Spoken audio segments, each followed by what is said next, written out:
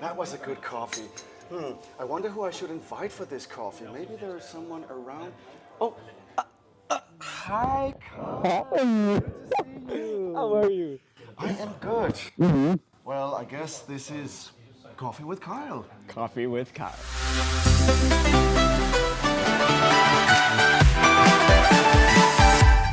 Well, cheers, Kyle. Cheers, Simon. How are you?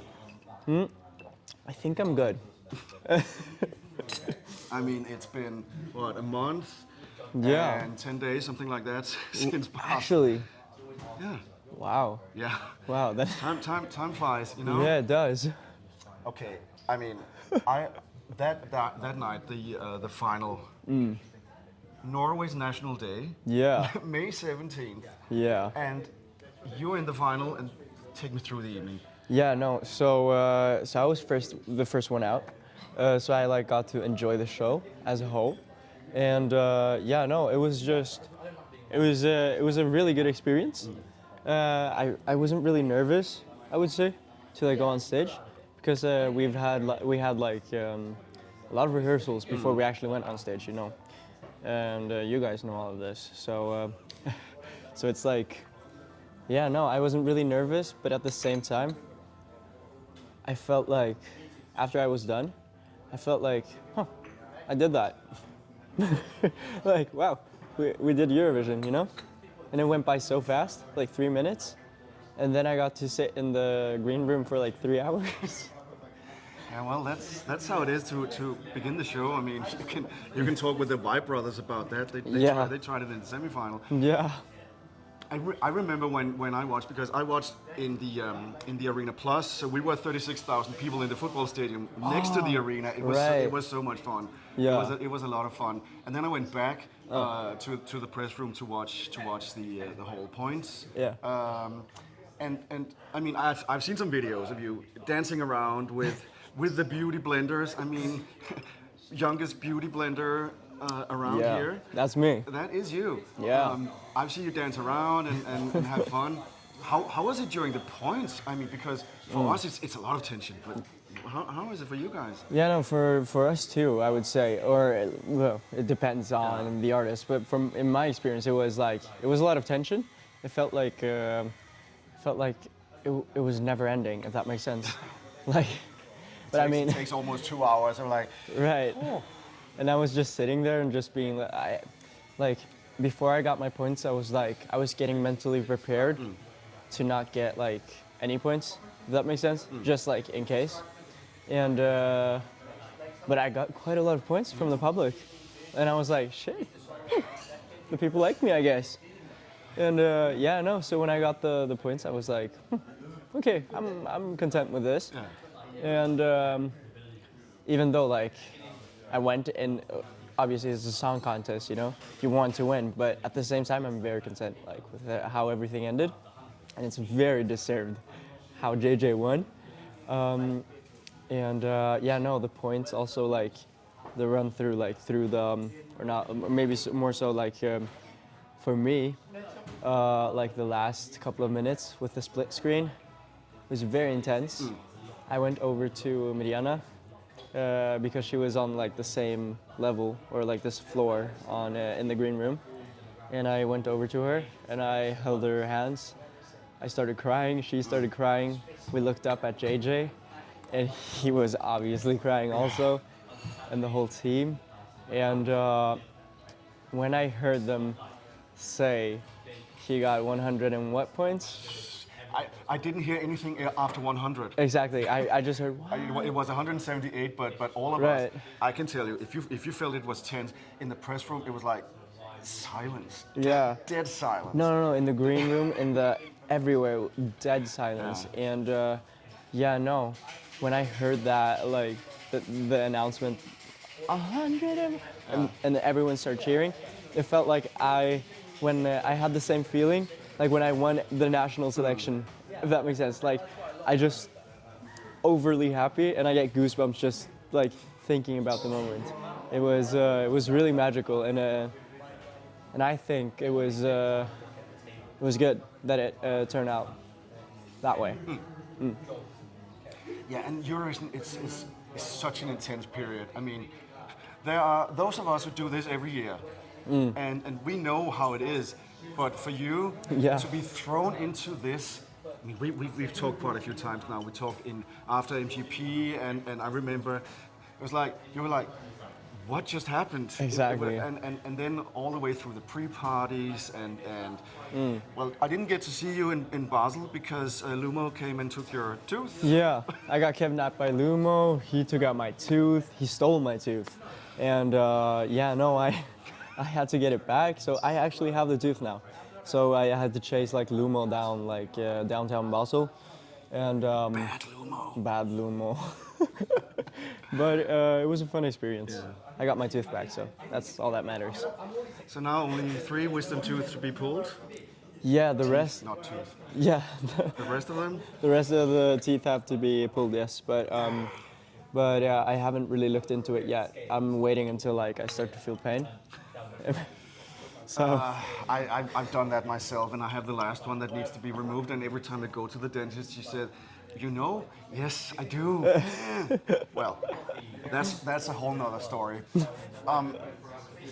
I wanted to reflect on all of this. I mean, you were the youngest. You're still the youngest who was in Eurovision this year, but you have been in the limelight for so long. I mean, I saw some of the videos where you were singing at Alsang, Yeah. 12 years old, singing Despacito and all of those things. yeah. What did you take with you from all this experience that you had previously into Eurovision? How could you use that? Yeah, no, 100% just being in the moment and really appreciating what is happening, like right there and then. And just being, yeah, no. And the routine, Yeah. the routine first and foremost also. Like being strict with yourself to like really do something you truly believe in. And for me that was like practicing every day for 2 hours, choreography, camera work, everything, just like making a good show, and also like taking that routine and like putting it into like slowly starting to like melt my daily life with that routine now, if that makes sense. Yeah. So like still having elements of that routine, Yeah. like working out for 2 hours, you know, like putting in like work in the studio. I've been in the studio this whole week well, now. I wanted to talk about that too because Yeah. I've seen that you've been a busy bee here after Eurovision. So what's cooking with Kyle? Coffee with Yeah, Kyle. Cooking with coffee- Kyle. Exactly. We need to make a series. About Absolutely. This. Cooking with Kyle, and remember it's with K. Coffee with K and cooking with K. Exactly. Anyway, what are you doing? Yeah, no, I'm making a lot of music and just experimenting with how I want my sound to be, because I feel like in like this Eurovision madness, this certain expectation to like have a song that reminds of like the follow-up song, that it reminds of the song that was presented at Eurovision, but I don't really believe in that because me as an artist, like what I do is just do like the most random shit ever, just like make whatever I want, and that's what I do, if that makes sense. So Lighter was one phase for me, like an era. I work in eras, if that makes sense. So Kyle and Kylie works in eras. I get it. yeah, I get it. so I took you out of it. So. yeah, You were so serious. No, I'm doing this. And then I said Kylie, and then it all went away. boom, Boom. King Kylie, but Cheers to King Kylie. yeah, that's me. But yeah, no, I like to work in eras. So the Eurovision era has ended for me, like both personally and artistically. I've been working on a lot of cool stuff, both visually and musically. Do you see it? Yeah. Yeah, musically. Sounds weird, but yeah. Music-wise. Music-wise. Something. Yeah, A Danish and a Norwegian person trying to speak English and don't know the words. exactly. So when are we going to see this? Or hear it? I know that it's coming, but I don't know when yet. But I want to set myself like not a deadline, but like more so like a space where I want to be finished, and I want it to come out in fall. So like have everything ready in fall or autumn, fall. What do you say? I think Both can both. work. Yeah.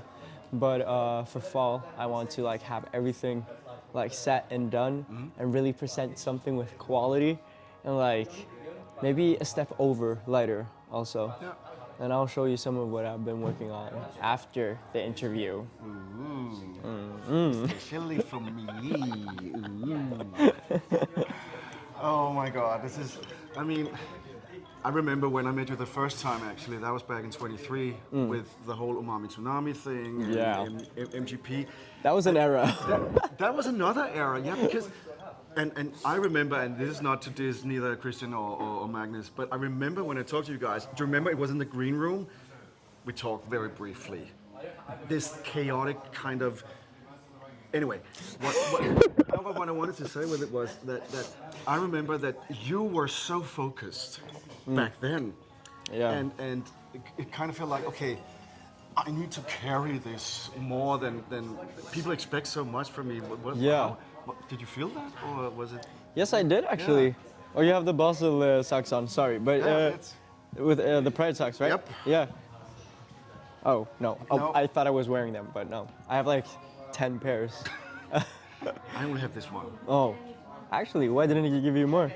I don't know. I got one In the gift. hotel? No, it wasn't in the hotel. I got a gift back from Basel Tourist, I think. Oh, yeah. I did that too. Well, I got like a box from yeah. Look at me, I'm a Eurovision artist. I get free stuff. Oh my god. But yeah, back to the point. Yeah, no, I felt like I had to.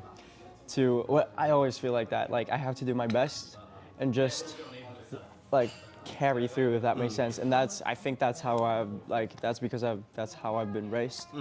Well, my father's Spanish, but my mom, she grew up in Spain. I think it's a very like Spanish mentality to do it, like be like if you go for something, you have to do it, and you have to do it well.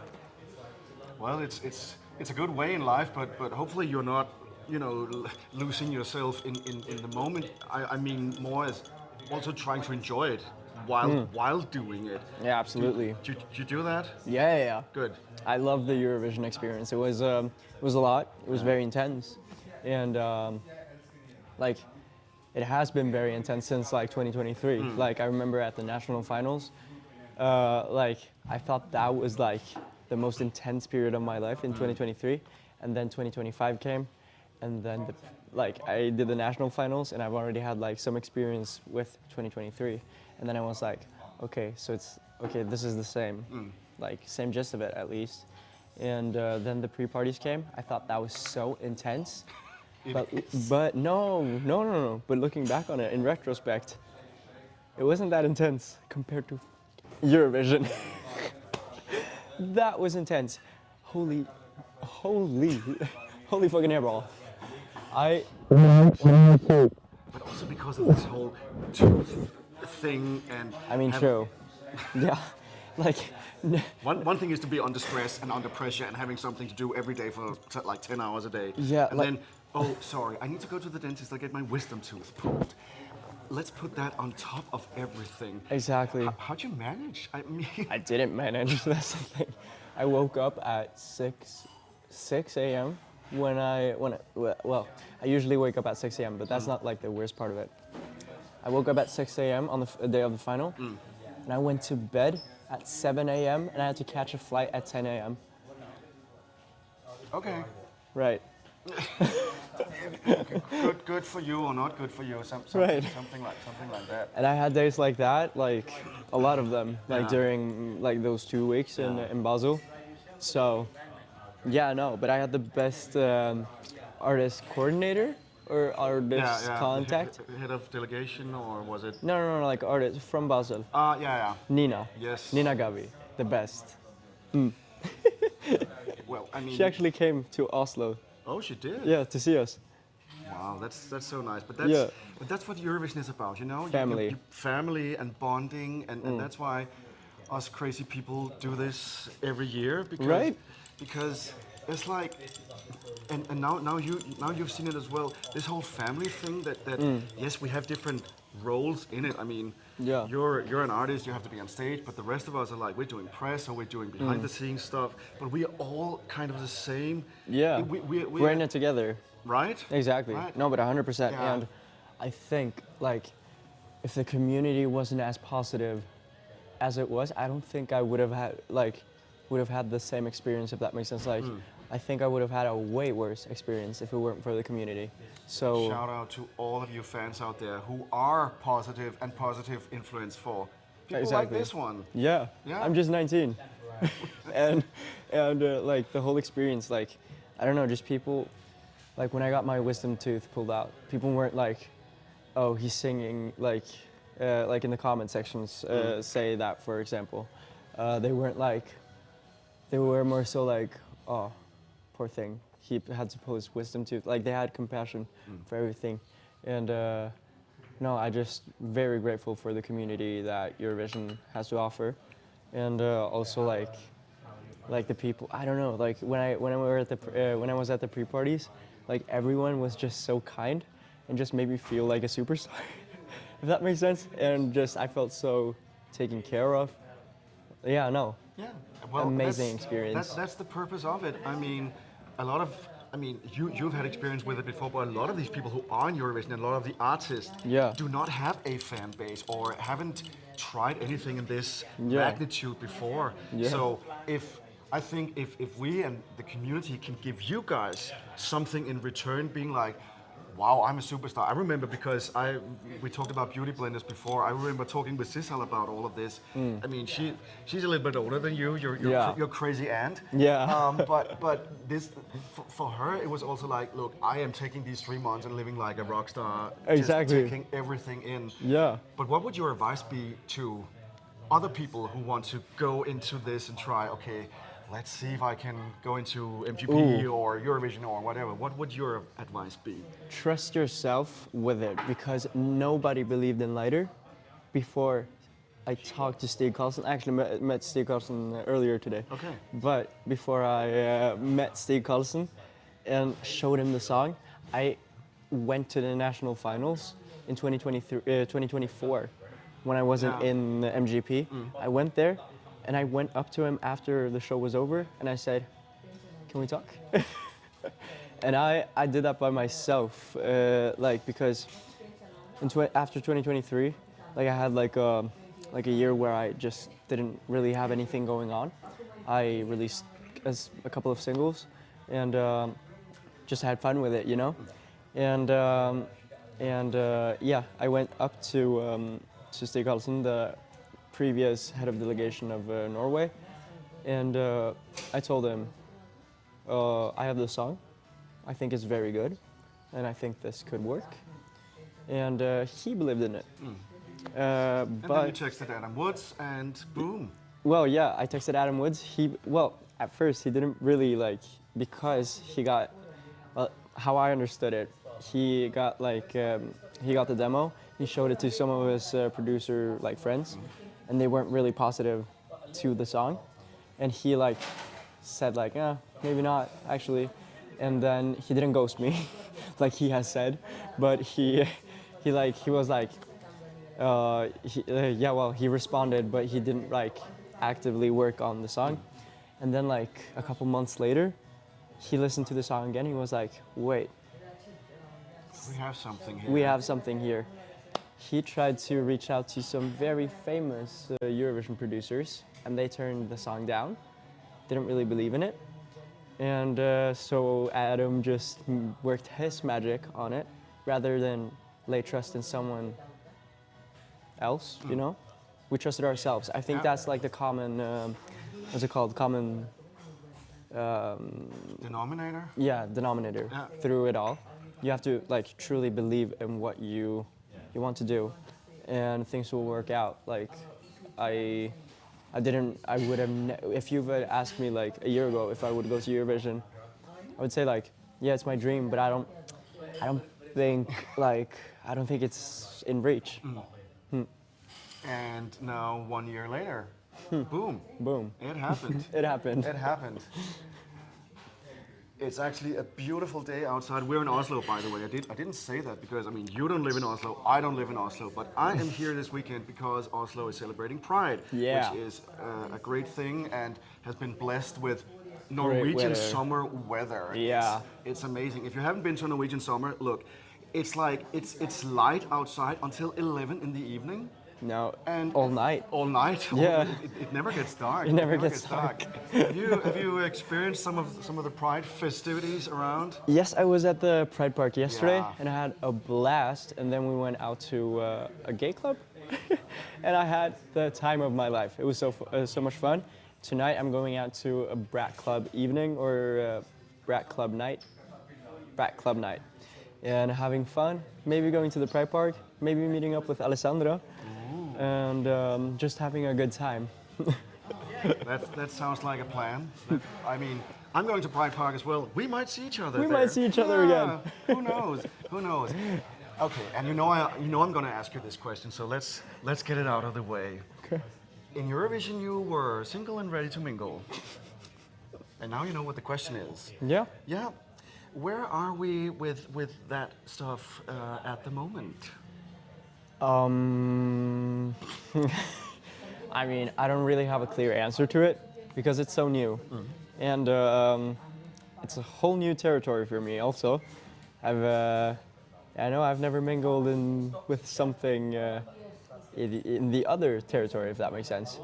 I know what you mean. So yeah, so it's very new to me, but at the same time, it's like it's so fresh that I can't put a label on it yet. I mean, no need to labeling, but the one question is, are you happy? Yeah, I am. That's the most important thing. Be happy with whatever or whoever you choose to be happy with, right? Exactly. And in these days, what are labels anyway? Exactly, but I have to also say that right now I'm using a lot of time in the studio and creating visuals. I had like a photo shoot yesterday, and it's like... I saw some of those pics. Yeah, you did, Yeah. right? And it's Kyle Alessandro. I don't know how to explain it. It's Two different sides of you, or? no, it's just me. It's the like raw, honest version of me, and that's what's gonna come out this fall. It sounds like a lot of things is happening in Kyle's life, which is nice. And you're still living up in north of Trondheim, and Yeah, but I'm looking at ways how I can get myself moved over here now. So, yeah. it's a little bit bigger in Oslo than in Steinkjer. I Yeah, guess. yeah, it is. It is. Well, Kyle, we have had coffee for quite a long time now, and we are finished. But so I had an amazing time. The coffee was very good. You can see like, I'm like a sugar addict, so you can see the bottom of the glass is coated in sugar. And it wasn't an espresso macchiato. Oh, did you get it? No, okay. because I don't like espresso macchiato. Sorry, Oh. Tommy Cash. Sorry. But you got sugar. That's also a Eurovision song. Right? Yeah, sugar, so- sugar, right? Yeah. Yeah. We're so nerdy. Yeah. Well, Kyle, We're the worst. do we have more to talk about? We probably could. we but could. We could go on and on and on and on. Stop me! Stop you. I'm too much. I'm But- too much. Yeah, we do it on later. I need to get my cigarette. This feels like a hallucination. It does, yeah. Like low key, I hit my like chin last night, and I started hallucinating. And then I was like, oh, maybe I should have just like served a bit better. And then I started serving Kant, and then I went out to like the pier at the Pride Park. And like, there was a bastu there. what? Was there a bastu? Yeah, actually there was a buster there, and also I saw like JJ floating on the boat, singing "Wasted Low." Don't make me sing. I've wasted my voice yesterday by singing at the Pride Park Same. because there is a Eurovision MGP kind of territory where people Yeah. can gather and listen to Eurovision music.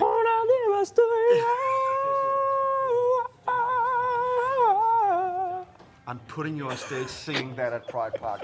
Kyle, Wait, why not? why not? Look, Kyle, let's finish this because this has dragged on for way too long. It's been so much fun catching up with you. Likewise. And I guess we'll see each other around in the whole... 100%. We will. We will.